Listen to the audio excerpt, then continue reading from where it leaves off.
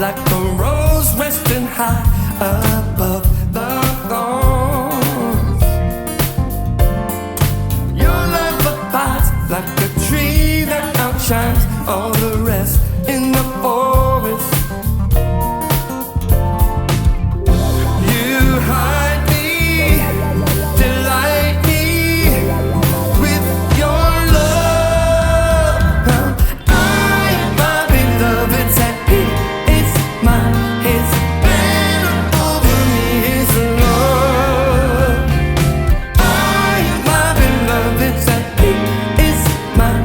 His banner over me is love.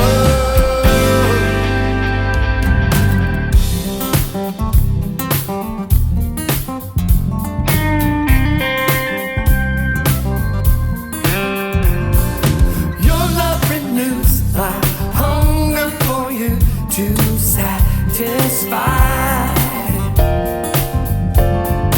Your love pursues, it's calling me to be by your side.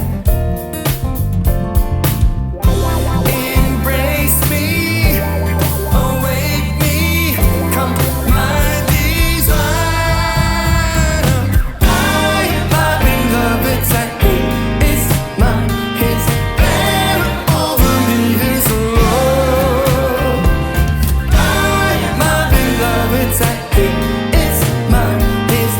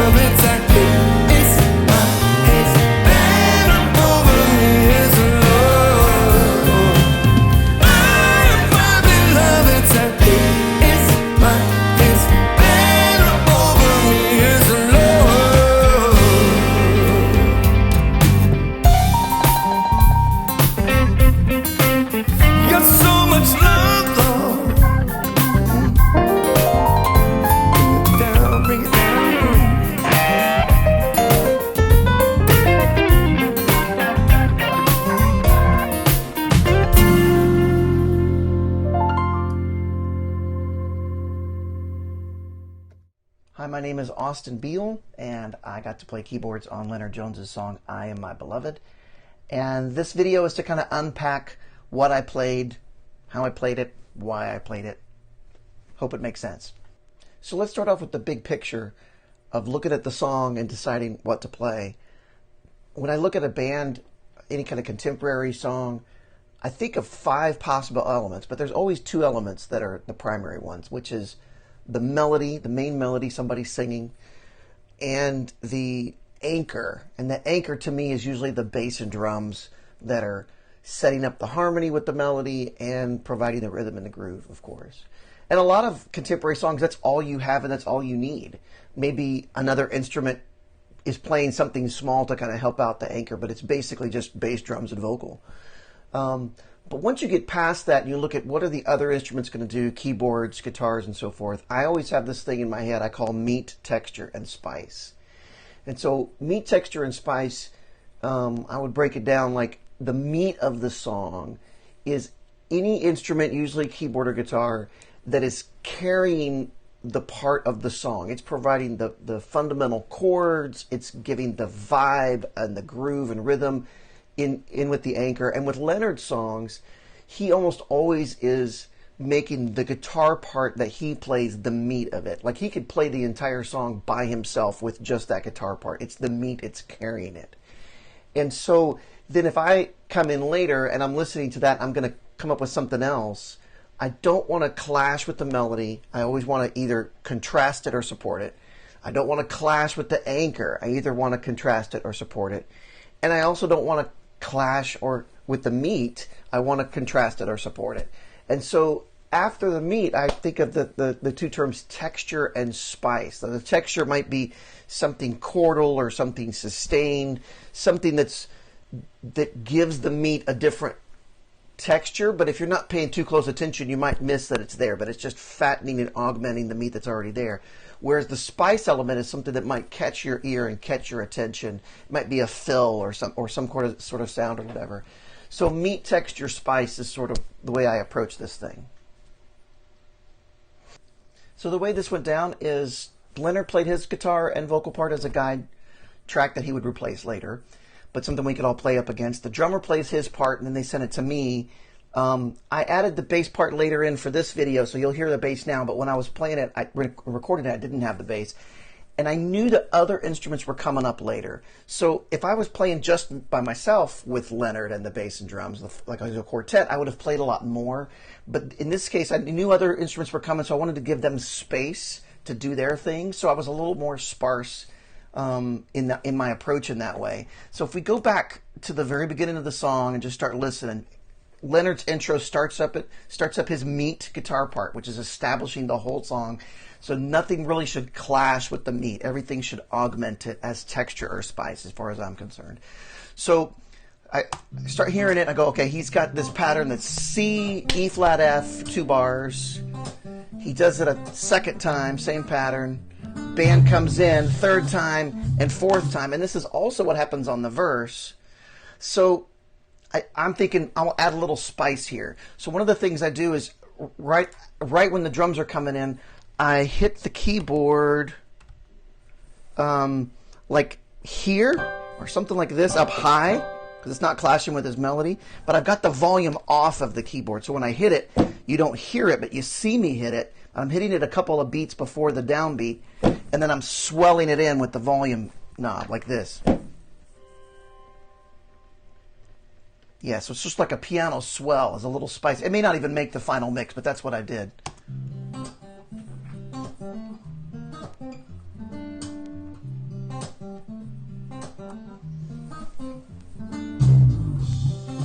It's in there kind of light. Maybe you can't hear it on the recording, but it's in there. And so now we're getting into the verse of the song, measure 5. So he's doing this same pattern 2 more times, this C, C, E flat F, and so forth. But if the verse is 16 measures long, okay, and he's got 2 lines of vocal, it's a line of vocal that's covering 6 measures and then a 2 measure break, and then he does it again, 6 measures and a 2 measure break. So during those 2 measures, I'm thinking I can add like counter melodic thing, sort of like a call and answer. I don't really want to do anything else because the guitar has it. The guitar is covering everything you need. So I'm just looking at that hole. He's going, "Your love is done, dun, na, na, na, na, na, na, na." And then what I'm going to is during those 2 measure of hole, I'm thinking his vocal is 8th notes, his guitar and the hi-hat are like swung 16th notes. We're filling up all those rhythmic basses. And so I want to contrast it with half notes. And the chord E flat, sus2, I could do an E flat on the top. The chord F6 add 2, I can do a D on the top. And then end up with a C back when it repeats again before he starts singing, right? And what that does is allows me to have this melody, doo, doo, doo, that's sort of contrasting and answering his melody. But hey, I'm a piano player, so I can give it some chords. And so the E flat 2, I give it this sort of open voicing, excuse me, that has the sus2 and the B flat, it's kind of open, and then a tighter voicing of the F6 with the D on the top, and then contrasting that with an open C power chord the first time through.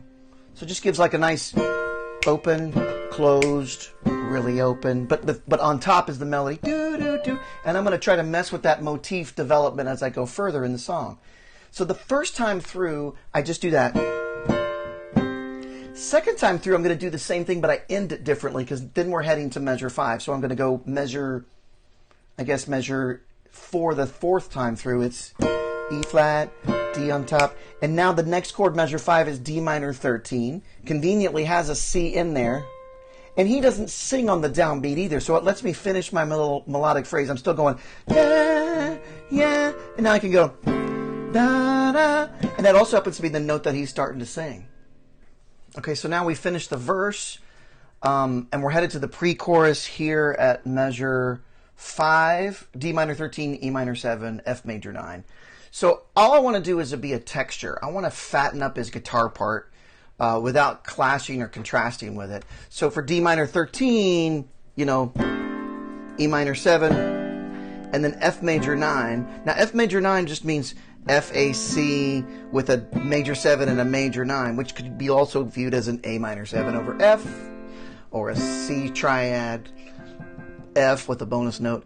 And so after I hit the F major 9 for the first time here, I notice when I hit that chord on the downbeat that he's holding his vocal note throughout that chord. So there's sort of like a hole here, and I can fill to anticipate the punch on the and a 4, and I imagine the drummer is going to fill as well.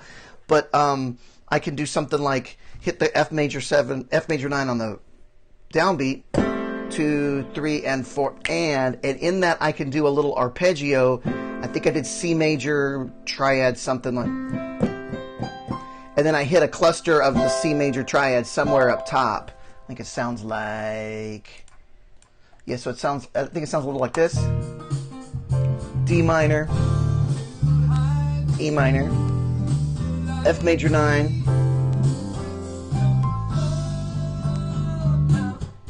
now at this point you've got the F minor 11 that's going to set up the chorus at measure 9, right? And again, I'm thinking just texture chords to fill up the guitar part. And what's neat about this is F minor, I can put the 7 of the F minor on the top of my voice and go E flat on top, and then I could do G minor with a D on top, and then the A flat major 9 with the C on top, and that gets my little like E flat D C little motif development thing from earlier. I'm probably the only one in the world that cares about that, but it was fun for me to put that in there.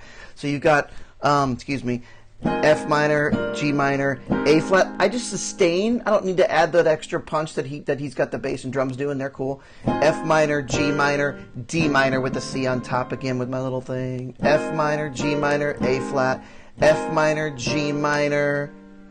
First time is A flat and then A minor 7 over G, which I'm thinking of as just a C chord with an extra bonus note here. Go back to the top. And basically, once we go back to the top, I'm doing the same thing again. I think I do that swell thing again with the transition turnaround. I do the answer melodic thing in the verse, pre-chorus second time through, and chorus second time through, all the same. I'm just adding the chord texture in there. But now, after the second time through, we're going for like a repeated chorus. And now we're down measure 17 and the repeated chorus. And now we've already done the chorus twice. This is the third time we're hitting here. So I start adding a little bit of extra. I'll add a little bit of punch. And specifically, that's kind of nice here, if you're looking at the F minor, G minor, A flat, all of those chords, that's all part of the E flat major scale, right? So I look at that and I feel like I'm in E flat major, or, you know, F Dorian, however you want to describe it. It's these notes, you know, those are my note options, E flat major scale. And so when I see the F minor and the G minor and the A flat, I'm thinking of this A flat major 9 as a 4 chord. And I put in something I call passing chords. So a passing chord, or a neighbor chord, some people call it, is not changing the overall chord of the moment, which in this case would be A flat major 9.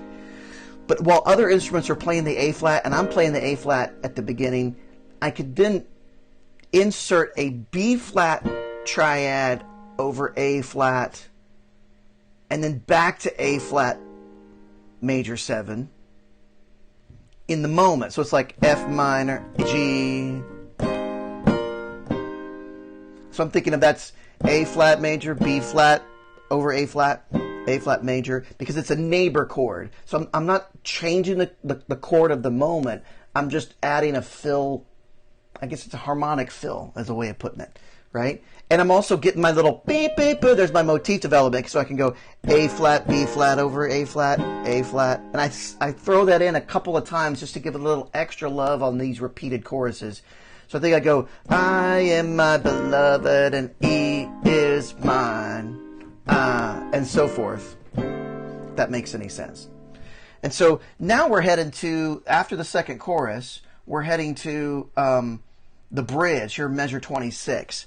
Now, my thought process here is that I've been on piano for a while, and when I listen to the bridge of him going 1 and 4, 1 and he's doing this, and the bass and drums are going to switch to a pulse kind of thing. The groove is different. It's less about the 16th, and now it's more about the 8th, and we're digging deeper. And I felt like personal preference that in that moment, piano up against his guitar, I wasn't a fan of the flavor in that moment. So I switched over to a Rhodes sound, like this, yeah. And then I also felt like his guitar was still kind of in this area, but it's a thinner sound than this Rhodes, and this Rhodes makes it thicker. That's kind of, I think, why I tried to avoid the piano, is the piano still felt a little thin when we get to the bridge. And so, again, this might not even make the final mix, but I'm thinking, okay, maybe I can be a little bit thicker and more, and play some more stuff to contrast with my earlier sparseness and help the groove. So the key here was to make sure that I was helping the groove and not clashing with it. So I think he's basically playing 3, 4, 1, and 4, 1, and the bass is doing that, and the drums as well. So I thought if I'm a little lower in the mix, I could get this little pulse going of eighth notes. 1, 2, ready, go, 1.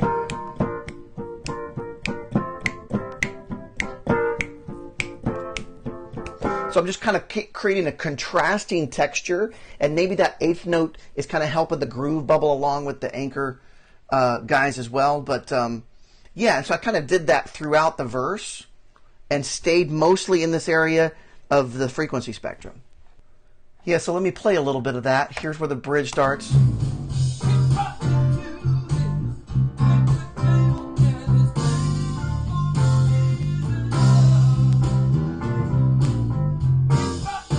Now, I'm still keeping the punches, and I'm still playing the chords the way he's playing it, and I'm accenting those, but I'm also playing like softer eighth notes in between, hoping it'll subtly, maybe even subconsciously, help the groove along a little bit. Okay, so now I'm looking at this kind of cool section at the end of the bridge, which is like here, top of page 2 on my chart, the page measure 30, where he's been repeating. But the last time through at measure 30, banner over me is love, And then he does an extra banner over me is love at measure 34 here, but now we do something different. So here, let me play it. Let me so you can hear what I'm talking about. 30, 30, 31, 32, 33. Here's 34. G, F, and then E flat, D, D flat. Yeah, so what I'm doing there is I'm still doing the... Here's 32, 33, 34, 35, just nice fat chords. But then when I hit the D flat major 7, I'm hitting the chord a little bit with my left hand. Let me zoom out here. Can I get this shot there? Yeah. So I'm hitting this chord down here with my left hand, but I'm starting up here and kind of doing this 16th note. Just again, it's a fill, it's a spice thing, right? Something like that. And what I'm doing is I'm voiding the note D flat, but I'm looking at the chord D flat, F, A flat, C, and I can add a 9, maybe even add an 11. And so if you look at it again, this could look like an A flat major 7, even though the D flat's in the bass. So I'm actually thinking in my head a D flat chord down here, but I'm kind of doing this descending A flat major 7. I may have added a B flat in there too, Kim. Just to add those extensions as a little fill spice in there, right? Now, one more time, that sounds like this. Here it is, E flat, D minor, and the thing. Yeah.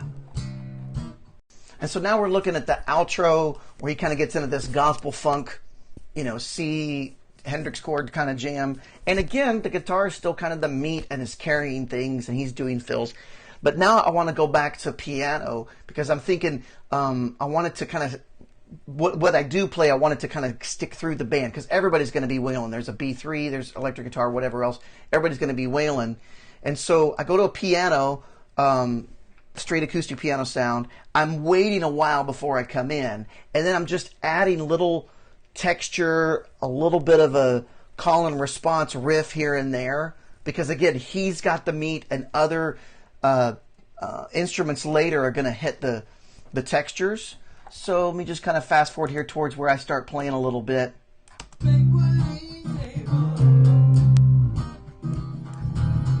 I just did a little piano, and then here's going to the F chord, 42.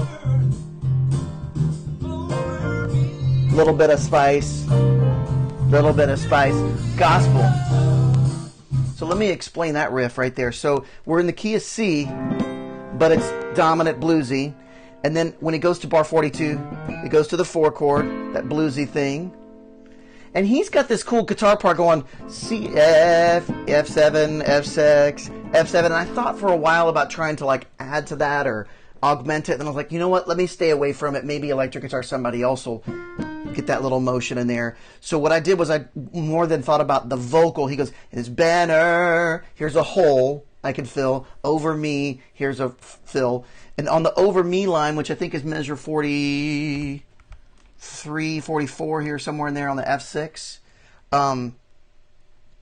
Yeah, then I do this F. Again, it's a passing chord kind of thing.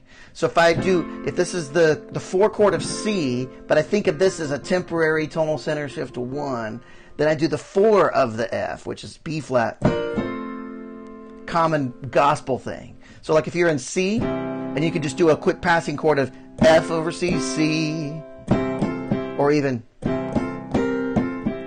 and I'm just applying that same idea here on the F chord. And then I'm going da-da, which is B flat over F to F. I do it fast enough that it doesn't clash with everybody else's thing. And it's just a little thing in there. Let me play that. 43, 44, da-dum.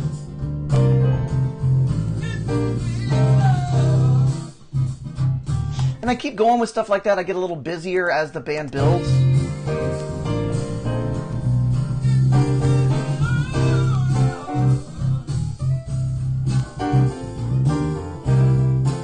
And again, that's this. And And that's again these passing chords: C, F over C, headed up to the dominant, and I'm making this da na na na melody on the top, and I'm just messing around with that. And then when we go back to the F minor for the outro, I go back to my E flat on the top, D, C, A flat business, right? And end the song. Just a totally cool song.